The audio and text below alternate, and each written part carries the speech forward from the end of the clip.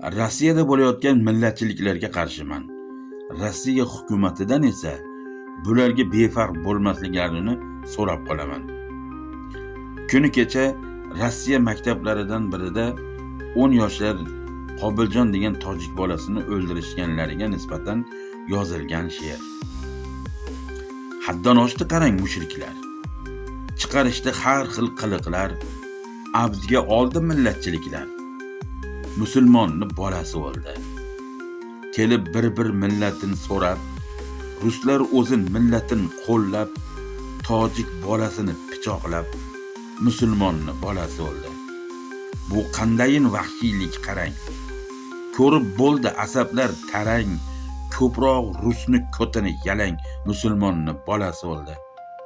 Ataylabdan videoga olib, quvib, tepib, vahshiycha so'yib, ko'rishgin deb tarmoqqa qo'yib, musulmonni bolasi o'ldi. Bersa bir yengil jazo beradi, qotil esa ko'ksin keradi. Mo'min ursa terror bo'ladi. Bu qandayin ifloslik bo'ldi. Qachongacha bular yayraydi? Musulmonga pichoq qayraydi.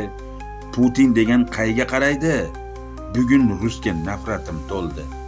Birlashmasak bo'lmaydi do'stlar. Birlashing ey musulmon yurtlar. Haddan oshdi qarang bu ruslar. Sabrlarning kosasi to'ldi. Musulmonni bolasi o'ldi. Musulmonni bolasi o'ldi.